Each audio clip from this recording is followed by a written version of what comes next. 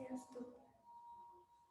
Baik, saya akan menjawab pertanyaan dari nomor 3. Pelayanan bimbingan dan konseling merupakan salah satu komponen dalam sistem pendidikan di sekolah yang berperan untuk membantu para siswa mengembangkan aspek-aspek psikologis yang menunjang dalam pencapaian prestasi akademik dan pengembangannya yang sehat. Perkembangan dari hasil studi terbaru menunjukkan bahwa model konseling kognitif perilaku sebagai intervensi bantuan psikologis telah berkembang secara pesat. Model konseling kognitif perilaku yang baru atau modern diimplementasikan dengan mengintegrasikan beberapa model konseling yang lain yang serumpun, yaitu teknik dalam konseling kognitif, behavioral atau perilaku, serta rasional emotif.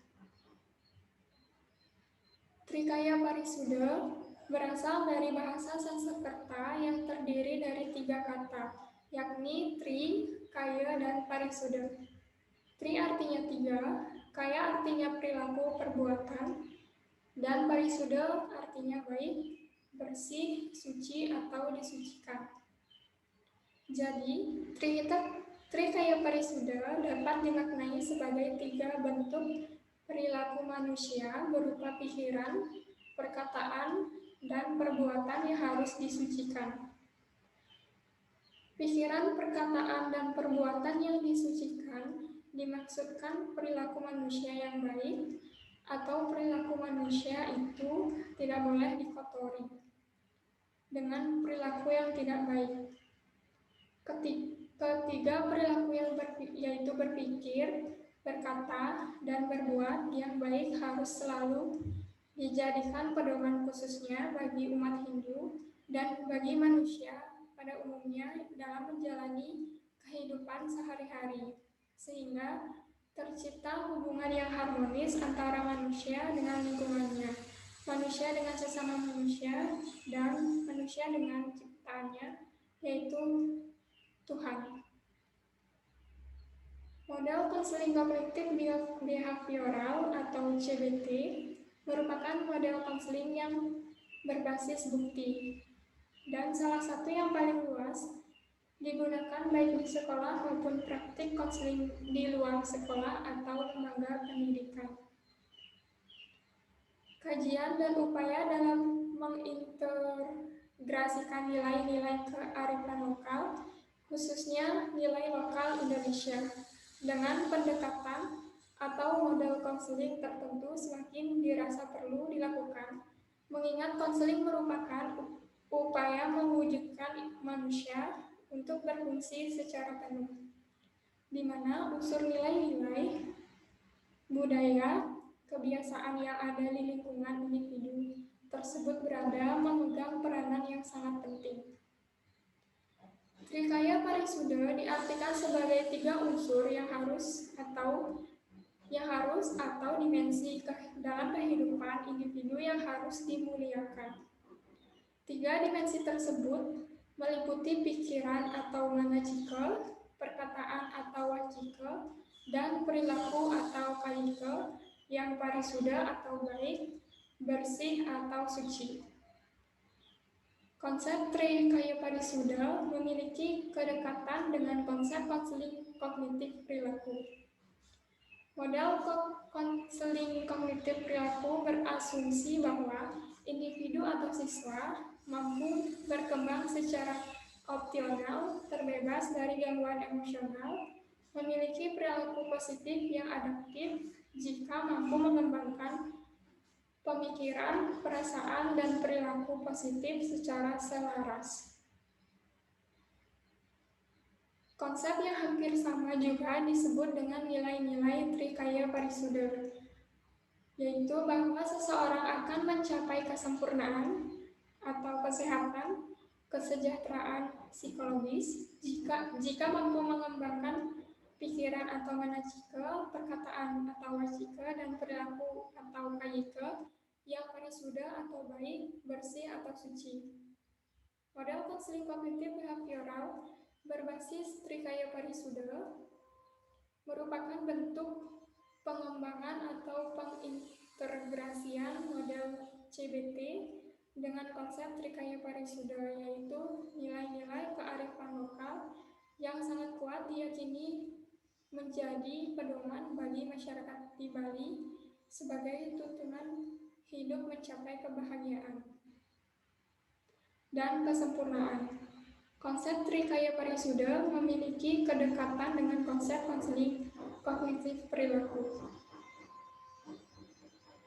Model konseling kognitif behavioral berbasis Trikaya Parisuda dilaksanakan menyerupai program psikodukasi. Peran konselor adalah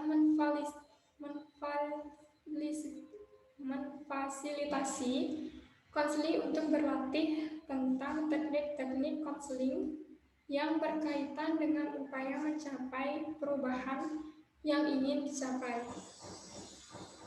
Model konseling kognitif behavioral berbasis Trikaya Parisuda dilaksanakan dengan mengadaptasi tahapan konseling kognitif behavioral dan mengintegrasikan dengan prosedur konseling efektif yang telah diuraikan sebelumnya. Uraian tahapan konseling CBT berbasis Trikaya Parisuda dijabarkan sebagai berikut. Yang pertama, tahapan pembentukan rapor, yaitu pembentukan hubungan konseling. Dalam tahap ini, konselor berupaya menjalin hubungan yang hangat dengan konseli, memunculkan ketertarikan konseli untuk terlibat dalam proses konseling, memunculkan keyakinan konseli akan diperolehnya manfaat dan proses konseling, dan memberikan pengalaman kepada konseli tentang bagaimana proses konseling dilaksanakan, bagaimana peran konselor dan konseli dalam proses tersebut. Yang kedua, asesmen. Dalam tahap ini diawali dengan memberikan pemahaman tentang bagaimana unsur-unsur dalam Trikaya Parisuda berdinamika dalam setiap individu dan disertai contoh-contoh keterkataan dan ketidakharmonisan dalam setiap unsur dari pemikiran, perasaan, dan emosi, serta perilaku. Konselor dapat menggunakan form penilaian diri atau self-report untuk memudahkan konseli menceritakan bagaimana respon pemikiran, sikap, dan emosi, serta perilakunya ketika muncul situasi yang memunculkan tekanan atau stres yang memicu rasa cemas, sedih, frustasi, marah, dan lain-lain. Dalam tahap ini, konseli menilai bentuk pemikiran, kata, dan perilaku mereka sendiri yang tidak harmonis. Yang ketiga, siswa menyepakati dengan konselor pemikiran, kata-kata, dan perilaku sendiri yang menjadi fokus untuk diubah. Yang keempat, siswa menyepakati teknik atau metode yang akan digunakan untuk mencapai perubahan.